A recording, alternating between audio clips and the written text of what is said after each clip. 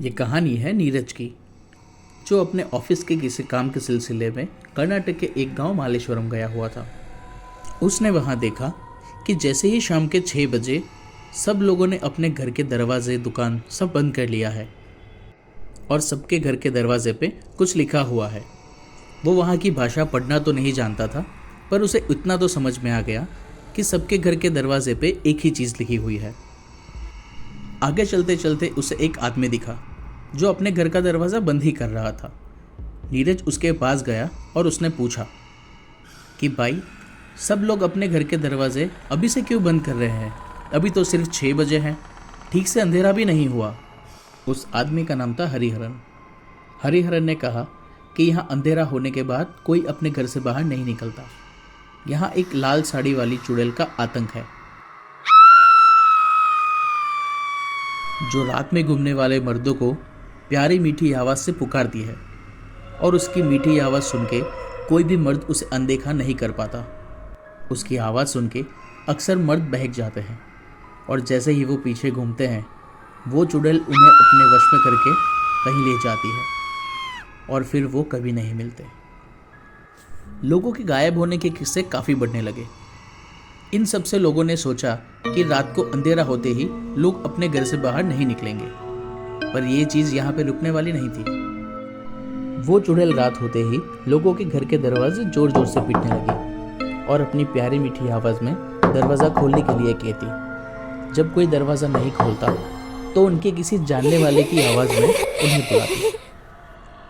किसी जानने वाले की आवाज़ सुन के लोग अक्सर दरवाज़ा खोल ही देते थे और फिर वो चुड़ैल उन्हें अपने वश में करके ले जाती थी। काफ़ी टाइम ये सब किस्से होने के बाद किसी ने सुझाव दिया कि वो उनके घर के दरवाजे पे नालेबा लिखे। नालेबा का हिंदी में अर्थ होता है कल आना। लोगों ने अपने घर के दरवाजे के बाहर नालेबा लिखना शुरू कर दिया। रात होते ही वो चुड़ैल आती और नालेबा लिखा हुआ देख के वो चली जाती और दूसरे दिन वही चीज़ होती। धीरे धीरे ये सब किस्से बंद हो गए। इसीलिए रात होते ही सब अपने घर के अंदर चले जाते हैं और अपने घर के बाहर नालेबा लिख के रखते हैं।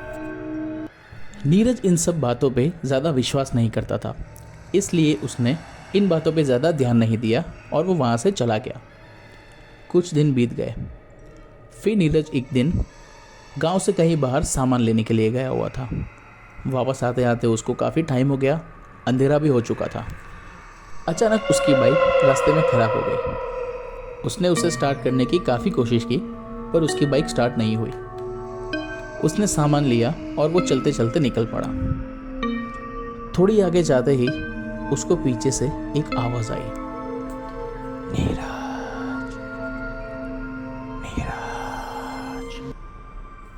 नीरज समझ गया कि ये आवाज़ किसकी है। नीरज ने बिना कुछ सोचे समझे अपना सामान फेंका और वहाँ से भागने लगा। भागते भागते नीरज काफ़ी आगे चले गया। गांव भी काफ़ी नज़दीक ही था। वो चिल्लाता रहा और भागता रहा। साथ साथ वो आवाज़ भी उसके पीछे पीछे आ रही थी,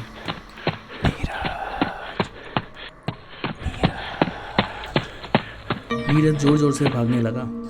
भागते भागते वो अपने घर के नज़दीक पहुंचा और पहुंचते ही वो अपने घर में तुरंत घुस गया और अपना दरवाज़ा ज़ोर से बंद कर लिया। अब घर के बाहर से नीरज की मम्मी की आवाज़ आ रही थी।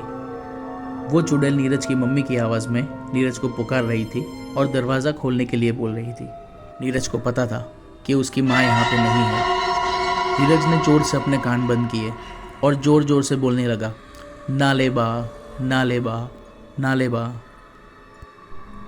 अब काफ़ी टाइम हो गया था। नीरज ने अपने कान से हाथ हटाए। काफ़ी टाइम तक कुछ भी आवाज़ नहीं आ रही थी। नीरज फिर भी बैठा रहा। वो काफ़ी डर गया था। दरवाज़ा खोलने की उसकी हिम्मत भी नहीं हो रही थी। वो बैठा रहा और सुबह का इंतज़ार करता रहा। सुबह होते ही उसने अपना दरवाज़ा खोला और आसपास के लोगों को रात के बारे में सब कुछ बताया। उस दिन से नीरज ने भी अपने घर के दरवाजे पर नालेबा लिखना शुरू किया। काफ़ी टाइम बीत गया, सब ठीक चल रहा था। नीरज का काम ख़त्म हुआ और नीरज अपने घर वापस आ गया। इस बात को आज 24-25 साल बीत गए हैं, पर आज भी मालेश्वरम के लोग अपने घर के बाहर नालेबा लिखते हैं और आज भी रात को अंधेरा होने के बाद कोई अपने घर से बाहर नहीं निकलता। कर्नाटक की इस सच्ची घटनाओं पे एक मूवी भी बनी है जिसका नाम है स्त्री, और आज भी वहाँ के लोग इसको मानते हैं और ये नालेबा पूरे इंडिया में एक पॉपुलर अर्बन लेजेंड बन गया है। अगर आपको भी ऐसी कहानियों में इंटरेस्ट है तो हमारे चैनल को सब्सक्राइब करना ना भूलें।